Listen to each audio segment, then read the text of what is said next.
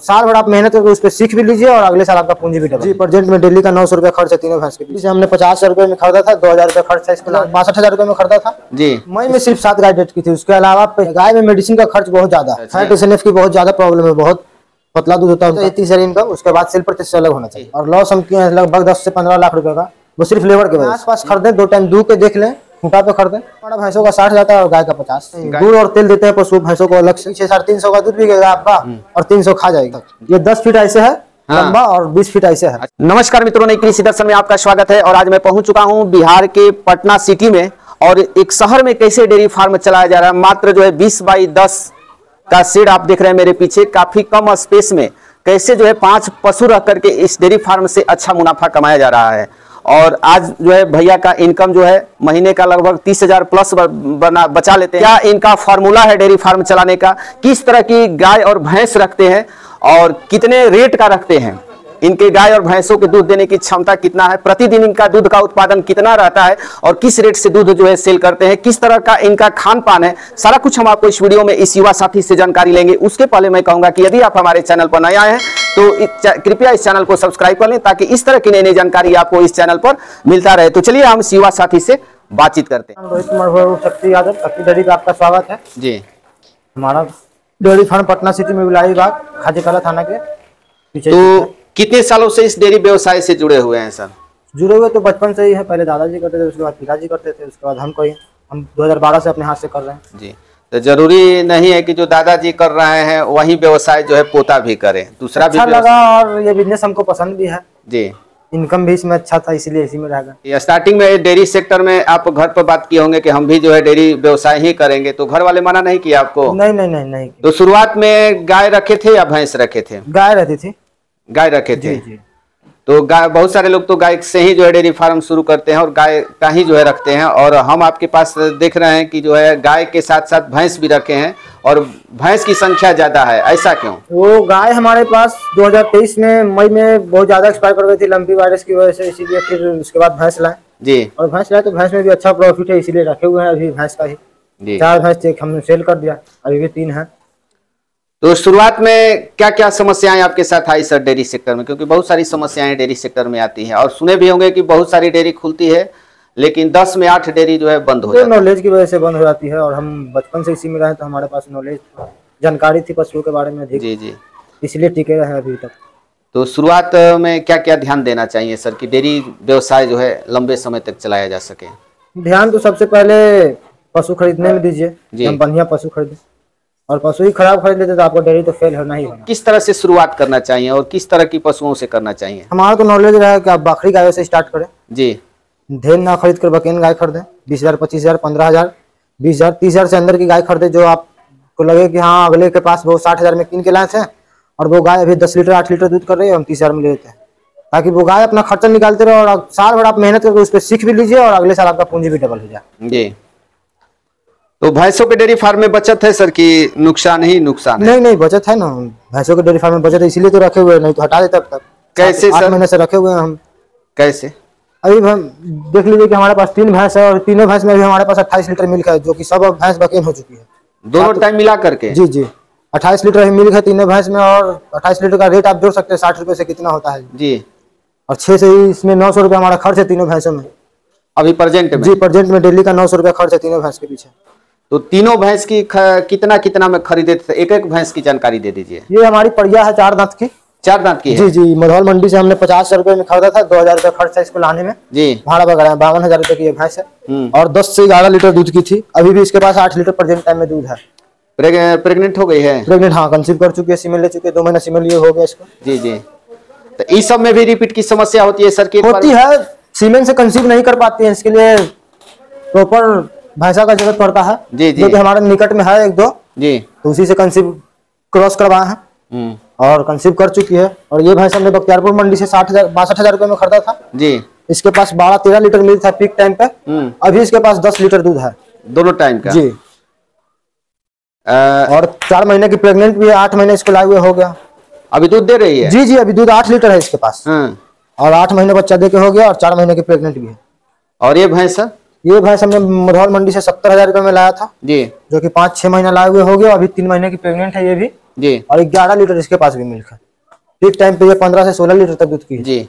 और गाय की संख्या कम है, ऐसा क्यों सर? गाय का हमारा सेल परचेज का काम है और 2023 में गाय मरने की वजह से हमने गाय बहुत ज्यादा कम कर दिया, नहीं तो हमारे पास 6-7 गाय ही सिर्फ रहती थी। हाँ। भैंस हम रखते नहीं थे उतना, लेकिन फिर मोर्टिलिटी ज्यादा होने की वजह से गायों में से भैंसों में बदल गए। तो आपकी कितनी गाय डेथ की थी? 2023 में मई में सिर्फ 7 गाय डेथ की थी, उसके अलावा पहले भी 15 से 20 गाय डेथ कर चुकी थी। तो मई में एकाएक सर 1 महीना के अंदर 7 जी, 1 महीना में 7 गाय डेथ की थी लंपी की वजह से सिर्फ। तो 1 महीना में 7 गाय डेथ की थी सर, उस समय तो आपका दिल बिल्कुल टूट गया होगा। जी टूट गया था। और उसके बाद फिर 5 मई में डेट की, जून से ही स्टार्ट किया भैंसों का। जी, जो बीच वाली भैंस आप देखें, भूरी भैंस, वो कीन के लाए हम 60,000 रुपए में। जी, और गायों से हमको बेहतर लगा, इसलिए भैंस बढ़ाते चले गए। 4 तक भैंसों की संख्या किए थे हम, और फिर भैंस बढ़ाना है अभी।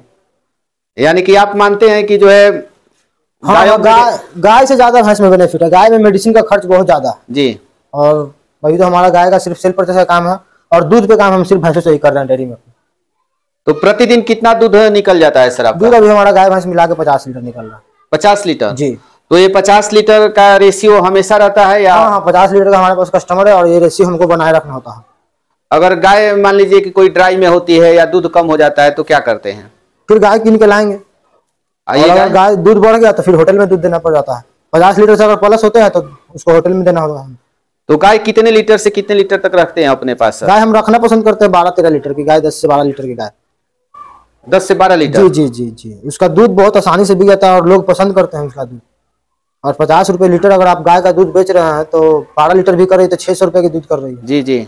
7 केजी फीड खाएगी तो 35 रुपए केजी भी फीड है, तो जोड़ लीजिए कि फीड का कितना रेट होता है। 50 से 60 रुपए का सूखा चारा खाएगी, 300 में खा ली, 300 रुपए आपको दे रही है ना 12 लीटर वाली भी। जी जी।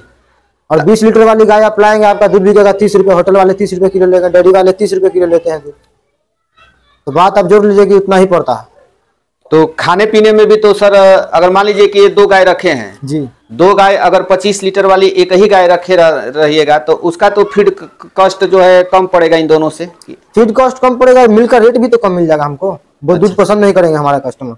अच्छा अच्छा। फैट एसएनएफ की बहुत ज्यादा प्रॉब्लम है, बहुत पतला दूध होता है उनका। जी, फैट कम होता है, एसएनएफ कम होता है 25 लीटर वाली में। और ये 12 लीटर वाली है तो इनका दूध लोग पसंद करते हैं, शौक से ले जाते हैं। 50 रुपए लीटर यहाँ से आके सामने दूध और दे दिए। तो आप रेट जोड़ लीजिए कि डेयरी में लोग दूध देते हैं फैट एसएनएफ पे तो 35 से 34 रुपए रेट आता है हार्डली। जी जी। 25 लीटर वाली का तो कितना हो गया उसका? 35 गुना 70, 700, 900 रुपए का दूध हो गया जी। और ये 12 लीटर कर रही तो 600 का दूध कर रही है जी। 900 का दूध करके वो साइलेज वगैरह खाएगी तो 500 से ऊपर खा जाएगी 25 लीटर वाली। जी जी जी। तो हम जोड़ के रखते हैं और हमको मंथली लगभग 30,000 रुपए इनकम करना है इसी बिजनेस से, इसी जो कि दूध से होना चाहिए 30,000 इनकम। उसके बाद सेल परचेज से अलग होना चाहिए। उससे कितना सर माने एक अमूमन दोनों मिला करके दूध से और सेल परचेज से दोनों मिला के 50 प्लस हम 50,000 लगभग जो है लगभग 50 पुरा देते हैं। और जानवर सर में 4 से 5 गाय सेल कर देते हैं तो और 4-4 हजार रुपए भी हुआ गाय पीछे तो 20,000 रुपया आराम से हो जाता है। यानी कि ये है कि आपको 30,000 का दूध से 30,000 का इनकम लेना ही लेना है किसी भी हालत में, किसी भी हालत। हम देख रहे हैं सर काफी कम जगह में आप जो है डेयरी व्यवसाय को चला रहे हैं और अच्छा जो है मुनाफा ले रहे हैं। शुरू से हमारे घर में ही था डेयरी और घर में ही चला रहे हैं। एक जगह और किए थे, उसके बाद लेबर रखे 15 से 20 पशु तक हम किए थे। तो लेबर की वजह से बहुत ज्यादा प्रॉब्लम होने लगा और पशु उसी में हमारी बर्बाद हुई। जो 22 में और 23 में पशु बर्बाद हुई है 25 से 30 पशु जी। और लॉस हम किए हैं लगभग 10 से 15 लाख रुपए का, वो सिर्फ लेबर की वजह से। और अभी हम खुद पे डिपेंडेंट है, फिर से वैसे ही खुश है जैसे पहले 2 साल पहले खुश थे। आप आके देख चुके हैं 2 साल पहले हमारे। गाय की खरीदारी या भैंसों की खरीदारी कहाँ कैसे करते हैं? मंडी से हम ज्यादातर मंडी से पसंद करते हैं। और गायों की अगर बकेन गाय पसंद करते हैं तो फार्म से घूम घूम के खरीद लेते हैं अपने आसपास से। 5 किलोमीटर के आसपास, 10 किलोमीटर के आसपास से ले आए। तो मंडी में तो लोग मानते हैं कि ठगे जाते हैं लोग। हाँ, जिनको नहीं जानकारी वो लोग ठगे जाते हैं। आप जैसे कि यहाँ पे भैंस देख सकते हैं आप, जो परिया है ये अभी 4 दांत की परिया। हरियाणा में इस भैंस को दिखाया जाए कि ये 17 से 18 लीटर मिल्क करती है और ये है वो है। और ये भैंस हम सिर्फ 50,000 रुपए में मधुल मंडी से लाए हैं। 50,000 में? जी, सिर्फ 50,000 रुपए में 7 महीने लाए हुए हो गया। इसके पास अभी भी 8 लीटर मिल्क है। और ऐसी ही भैंसों को तो खा के हरियाणा और पंजाब में लोगों को ठग लिया जाता है। 20 लीटर वाली है, 18 लीटर वाली है। हम सोच के लाए थे कि 8 लीटर मिल्क करेगी तो भी हमारे यहाँ जी जी 480 रुपए का दूध करेगी। हार्डली से हार्डली 300 खाएगी, 200 हमको देगी। लेकिन ये 10 से 12 लीटर दूध की। और ये भैंस 70,000 रुपए में लाते, ये 14 लीटर दूध की। जी जी। और 14 लीटर 15 लीटर की भैंस लाने लोग हरियाणा पंजाब चले जाते हैं और वहां से ठगा के चले आते हैं। जी जी जी। तो अपने आसपास खरीदे, 2 टाइम दूध के देख लें, खूंटा पे खरीदे। नहीं जानकारी तो जानकारी वाले लोग को ले जाए। एक दूसरे से सहायता लें। यानी कि मंडी में अगर जानकारी रहेगा तो अच्छा पशु हम खरीद सकते हैं। बहुत अच्छा पशु खरीद सकते हैं। और बीमारी की थोड़ा बात कर लेते हैं सर, तो सामान्य तौर पे कौन कौन सी बीमारी आती है और उसमें क्या ध्यान देना चाहिए? भैंसों में तो लगभग बीमारी ना के बराबर है, और है भी तो भैंसों में ज्यादा गलाघोटू का बीमारी होता है जी। और गायों में तो बहुत अनेकों प्रकार की बीमारी, जैसा कि आप चैनल पे जानते हो कि बहुत सारी बीमारी आ चुकी है गायों जी जी जी। लेकिन भैंसों में अधिकतर बीमारी हुई, जैसे कि आज से 8-10 दिन पहले हमारी भैंसों को एफएमडी हुआ, लेकिन फिर हम कंट्रोल कर चुके, दवा जानते थे। तो आपको तो बहुत नॉलेज भी हो गया होगा। जी, बहुत नॉलेज है। 12 साल से हम इसी में है अभी। जी जी। तो क्या दूध का रेट आपका चला जाता है? दूध हमारा भैंसों का 60 जाता है और गाय का 50। गाय का 50 रुपये, यानी कि 60 और 50 का सेल कर देते हैं। जी। अब लास्ट में सर हम खान पान की बात कर लेते हैं, तो खाने के लिए इन लोगों को क्या क्या देते हैं? खाने में दाना मिश्रण में हमारा हो गया चोकर, सत्तू, अरहर चुनी, खेसारी चुनी, चना चुनी जी, और मक्के का सत्तू, चने का सत्तू रहता है, और तीसी का खल, और रात के ठंड का समय तो 250 ग्राम गुड़ जाएगा। तो ये जो फीड है मौसम के अनुसार चेंज करते हैं सालों भर? नहीं, हमारा सामान्य फीड चलता है हमारा, क्योंकि सेल परचेस का काम है और हमको मिल्क उतना लेना ही है उसमें। जी जी।